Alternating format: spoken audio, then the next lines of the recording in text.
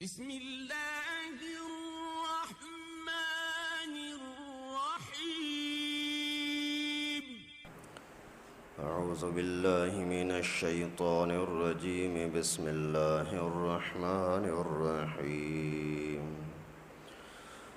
وقاتلوا فی سبیل اللہ الذین یقاتلونکم ولا تعتدوا ان اللہ لا يحب المعتدین وقتلوهم حيث ثقفتموهم وأخرجوهم من حيث أخرجوكم والفتنة أشد من القتل ولا تقاتلوهم عند المسجد الحرام حتى يقاتلوكم فيه فإن قاتلوكم فاقتلوهم كذلك جزاء الكافرين فإن انتهوا فإن الله غفور رحيم وقاتلوهم حتى لا تكون فتنة ويكون الدين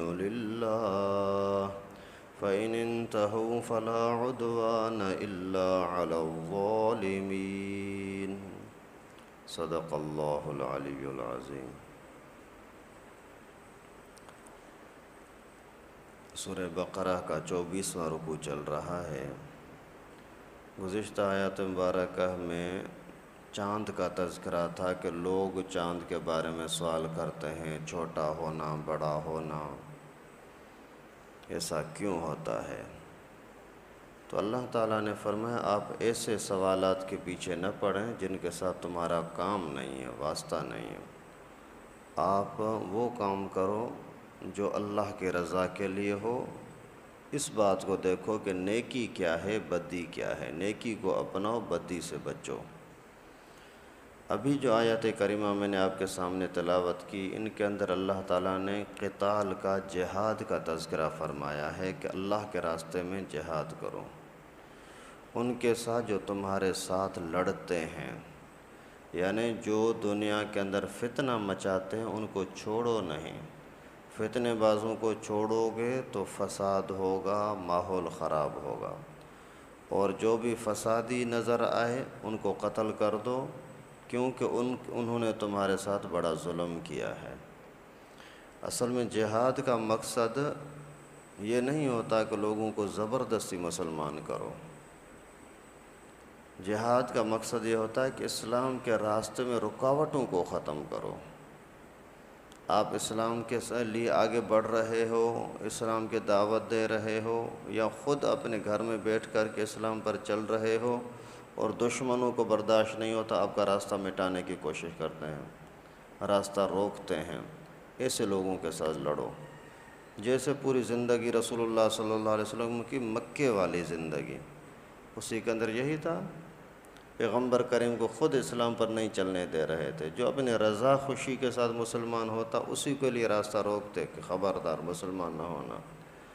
لیکن مکی زندگی کے اندر چونکہ اسلامی لوگ مسلمان ابھی طاقتور نہیں ہوئے تھے تو جہاد کی اجازت بھی نہیں تھی۔ جب مدینہ منورہ میں آ گئے، طاقت مل گئی تو اللہ تعالیٰ نے اجازت دے دی کہ ابھی لڑو بھلے، ان کو کچلو، جیسے انہوں نے آپ کے اوپر ظلم کیا ہے ابھی بدلہ لے لو بھلے۔ اور دوسرے نمبر پر جہاد کا بڑا مقصد یہ ہوتا ہے کہ فتنہ فساد ختم ہو جائے۔ اگر کسی جگہ پر دیکھتے ہو کہ مسلمانوں پر ظلم ہو رہا ہے تو ابھی وہاں پہنچو۔ یہاں تک کہ اگر کسی انسان پر ظلم ہو رہا ہے، بھلے وہ مسلمان بھی نہ ہو، تو بھی وہاں پہنچو، جا کر کے ان کی بدماشی کو ختم کرو۔ جیسے یہاں ہمارے ہاں جو اسلام آیا نا، وہ اسی وجہ سے آیا کہ یہاں کے محمد بن قاسم، یہ راجہ طاہر کے زمانے کے ڈاکوؤں نے کچھ عورتوں پر حملہ کر کے ان کو اغوا کر لیا۔ جیسے ہی عورتیں اغوا ہوئیں تو وہاں عرب کے اندر یہ بات پہنچی ہے، حجاج بن یوسف کا زمانہ تھا، کہ عورتوں کو ڈاکو نے لوٹ لیا ہے اور ان کو اغوا کر کے لے گئے ہیں۔ تو وہاں سے ان کو کسی طرح سے اطلاع ملی تو محمد بن قاسم نوجوان لڑکا تھا 17 سال کا، اور اسی نے جلدی سے پہلے حکومت نے اس کو بولا کہ آپ یہ کام کر سکتے ہو، بولا بالکل کروں گا۔ وہ نکل کر خود ہی لوگوں کے ساتھ ملتے رہے، یار یہ مسئلہ ہے، سندھ کے بدماشوں نے بچیوں کو عورتوں کو اغوا کیا ہے، تو وہاں سے کچھ لوگوں کو لے کر کے اور یہاں پہنچا سندھ کے اندر، دیوبل پر پھر حملہ کیا، اللہ کے فضل سے کفر ٹوٹا اور اسلام کا نام بلند ہوا۔ تو جہاں کہیں اسلام کا راستہ روکا جائے یا انسانیت پر ظلم ہو تو وہاں پھر قتال کا، لڑائی کا حکم ہوتا ہے۔ یہاں اللہ رب العالمین نے جہاد کا حکم دیا، اجازت دی کہ جو تمہارے ساتھ لڑتا ہے ان کے ساتھ لڑو، لیکن کچھ حدود کا خیال کرنا، ایسا نہ ہو کہ سامنے جو آ جائے وہ کرتے رہو، پھر کافروں میں اور مسلمانوں میں فرق نہیں رہے گا۔ کافر کا کام یہ ہوتا ہے کہ جہاں حملہ کیا نا پھر بس کاٹتے جاتے ہیں، بچہ ہو، بوڑھا ہو، عورت ہو، جو بھی ہو بس مارتے جاؤ۔ جیسے آج کل کے زمانے کے کافر بھی دیکھو، اوپر سے آ کر کے بم گرا دیتے ہیں، آگ گرا دیتے ہیں، ابھی اس کے اندر یہ نہیں دیکھتے کہ سامنے سے بچہ ہے، معصوم بچی ہے، بوڑھا ہے، عورت ہے، کون ہے، لڑنے والا ہے نہیں لڑنے والا، کوئی احساس نہیں، بس بم گراتا ہی گراتا جا رہا ہے۔ جب روس کی بدماشی تھی افغانستان کے اوپر، تو اگر کسی بستی کے اندر داخل ہوتے تو وہاں کے انسانوں کو تو پکڑ کر کے سامنے گولیاں مار دیتے، اور اسی علاقے کا جو بہادر آدمی ہوتا مرد، اس کو پکڑ کر کے عورتوں، مردوں، بچوں کے سامنے ٹینک کے نیچے اس کو لٹا کر کے اور اوپر ٹینک چڑھا دیتے، اور پھر جانور، بکریاں، بھیڑ، دمبے، ان کو کھڑا کر کے فائرنگ کر کے ان سب کو مار دیتے تھے، جبکہ اسلام نے یہ اجازت نہیں دی۔ پیغمبر کریم صلی اللہ علیہ وسلم نے بھی، یا پھر امیر المومنین جو بھی آیا، انہوں نے بھی جب بھی کسی کو کسی معرکے کے لیے، جہاد کے لیے بھیجا تو ان کے پر لازم کیا کہ خبردار کسی بچے کو نہ مارنا، کسی عورت پر ہاتھ نہ اٹھانا، کسی بوڑھے کو نہ مارنا، ان کے مذہبی پیشوا کو، رہنما کو نہ مارنا، ان کے عبادت خانے کی توہین نہ کرنا، اور اگر ان میں سے کوئی لڑنے والا ہے وہ ہتھیار پھینک دے اس کو کچھ نہ کرنا، اور جو لڑنے والے ہیں ان کو بھی ایسے ہی حملہ نہ کرنا، پہلے ان کو بولنا کہ مسلمان ہو جاؤ، اسلام قبول کرنے تو ابھی کتنے بڑے دشمن ہیں لیکن چھوڑ دو، ابھی لڑنا نہیں۔ اسلام قبول نہیں کرتے تو ان کو بولو کہ اسلام کی حکومت کو قبول کر لو، بھلے کافر ہو لیکن حکومت اسلام کی قبول کر لو۔ اگر یہ کر لیتا ہے تو بھی لڑنا نہیں، اگر یہ بھی نہیں کرتا اور بولتا ہے میں لڑوں گا تو پھر چھوڑنا نہیں۔ تو اللہ رب العالمین نے یہاں جہاد کا تذکرہ فرمایا، وَقَاتِلُوا فِي سَبِيلِ اللَّهِ الَّذِينَ يُقَاتِلُونَكُمْ، آپ اللہ کے راستے میں لڑو ایسے لوگوں کے ساتھ جو تمہارے ساتھ لڑتے ہیں، وَلَا تَعْتَدُوا، لیکن حد سے آگے بڑھنا نہیں، زیادتی نہیں کرنا، إِنَّ اللَّهَ لَا يُحِبُّ الْمُعْتَدِينَ، یقیناً اللہ تبارک و تعالیٰ زیادتی کرنے والوں کو پسند نہیں کرتا۔ حد کے اندر، وہ اگر لڑتے ہیں تو لڑو، نہیں لڑتے چھوڑ دو۔ اگر جو لڑنے والے ہیں انہی کے ساتھ لڑنا، جو لڑنے والے نہیں ہیں ان کو نہ لڑنا۔ جیسے آج کل ہے نا، اگر ایک بندے کے ساتھ کوئی جھگڑا ہو رہا ہے، اسی کا مقابلہ نہیں کر سکتے تو اس کے بھائی کے ساتھ لڑتے ہیں، اس کے بیٹے کے ساتھ لڑتے ہیں، اس کے خاندان کے ساتھ لڑتے ہیں۔ یہ ہمارے اندرون سندھ کے اندر جو قبائلی جھگڑے ہیں اس کے اندر یہی مصیبت ہوتی ہے۔ بھائی یہ اگر چانڈیو برادری کا ہے اور یہ شر برادری کا ہے تو ابھی چانڈیو دیکھتا ہے جو بھی شر ہوگا مارو گولی، ارے بھائی وہ لڑنے والا ہے نہیں ہے، اسی کا ان کے ساتھ تعلق ہے نہیں ہے، کیا ہے، کوئی پرواہ نہیں ہے۔ ابھی چند سال پہلے کی بات ہے کہ ایک مرتبہ ایک قوم والے جا رہے تھے تو ان کے وہ ہتھیار بند، دوسرے قوم والے جن کے ساتھ ان کا لڑائی تھی، حالانکہ وہ بندے اسی لڑنے والوں کے ساتھ کوئی واسطہ ہی نہیں تھا، تو جیسے ہی انہوں نے دیکھا یہ جا رہے ہیں تو یہ موٹر سائیکلوں پر آ کر کے ان کا پیچھا کیا. وہ 7 بندے تھے رکشے پر، وہاں چنگچی رکشے ہوتے ہیں، اس پر 7-8 بندے بیٹھ جاتے ہیں.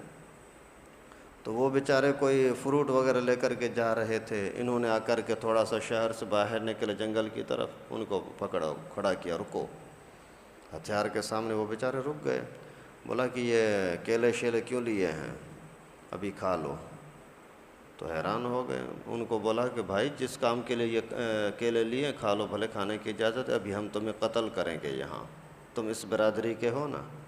پھر وہ بیچارے رونے لگے، چیخنے چلانے لگے، بھائی ہم ان کو جانتے ہی نہیں جن کے ساتھ تمہاری لڑائی ہے، ہمارا ان کے ساتھ کوئی واسطہ ہی نہیں ہے. بولے نہیں، تمہاری قوم تو وہی ہے نا.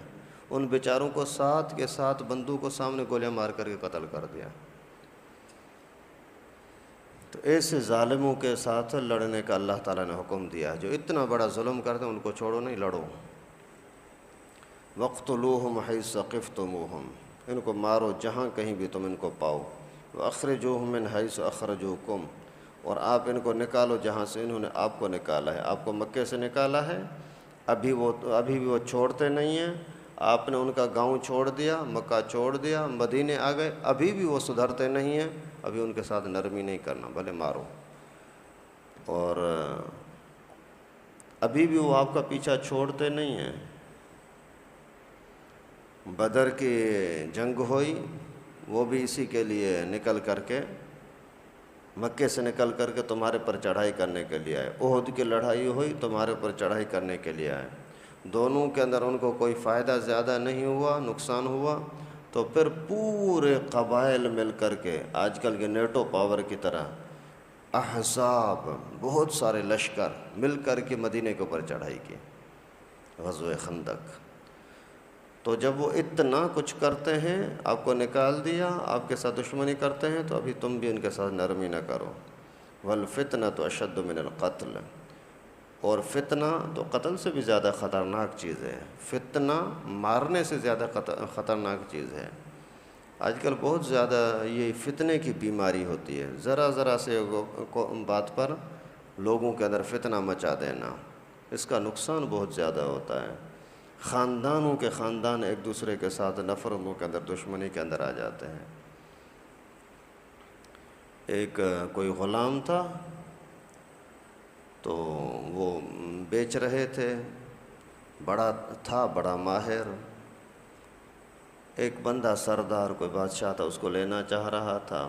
تو بیچنے والے نے بولا یار آپ نہ لو تو اچھا ہے. بولا نہیں، سنا ہے بہت ماہر آدمی ہے، میں اس کو لیتا ہوں. تو اس نے بولا کہ اس کے اندر بیماری یہ ہے کہ فتنہ مچاتا ہے، لڑاتا ہے. تو اس نے بولا کہ وہ تو میری مرضی ہے نا، اس کی باتوں میں آؤں یا نہ آؤں. بولا آپ کی مرضی. خیر شادی ہو گئی. بس فتنے باز آدمی کا مقصد ہی فتنہ ہوتا ہے، کسی نے کس طریقے سے شرارتیں کریں. اس نے کیا کیا کہ کچھ دنوں کے بعد بیوی کو نفرت دلانے لگا اسی شوہر بادشاہ سے، اور بادشاہ کو نفرت دلانے لگا بیوی سے. اس طرح سے کام شروع کیا کہ یہ بادشاہ جو اپنے حکومت کے کاموں میں بیٹھا ہوتا نا، تو ایک مرتبہ بیوی نے اس سے پوچھ لیا کہ ابھی تک یہ نہیں آیا، دیر کی ہے کیوں؟ بولا پتہ نہیں، شاید اسی کا کسی اور عورت کے ساتھ چکر چل رہا ہو جس کی وجہ جلدی نہیں آیا. ابھی عورت یہ جملہ تو برداشت نہیں کر سکتے کہ تیرا شوہر کسی اور کے ساتھ تعلق رکھے. اس کے دل میں نفرت آنے لگی. اور کسی موقع پر جا کر کے شوہر کو، بادشاہ کو بولا کہ تیری بیوی تیری دشمن بن گئی ہے، کیونکہ اس کے اندر جاسوسی کی صورت تو آ گئی. وہ تو ہر وقت یہ جاسوسی کرتی تھی کہ میرے شوہر کے کسی اور کے ساتھ تعلق نہ ہو.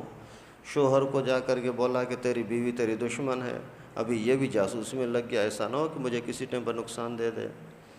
آگے چلتے چلتے اسی ہی شرارتی فتنے باز بندے نے اس عورت کو بولا کہ ابھی تو تجھے بھی اندازہ ہو رہا ہے نا کہ شوہر تیرے ساتھ سیدھا نہیں ہے، کیونکہ وہ بھی بدگمانی کر رہا ہے، یہ بھی بدگمانی کر رہی ہے.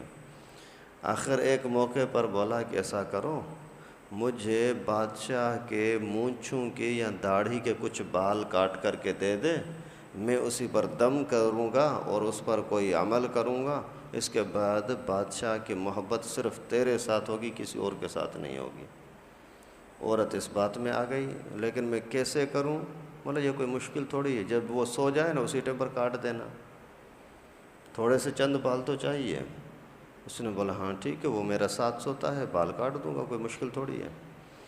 اور ادھر سے اس بندے نے جا کر کے بادشاہ کو بولا کہ میں نے سنا ہے کہ یہ عورت تجھے ذبح کرنا چاہتی ہے، اس کے تعلقات کسی اور کے ساتھ ہیں۔ بادشاہ حیران ہو گیا کہ یہ کیسے ہو سکتا ہے، عورت اور مجھے ذبح کرے۔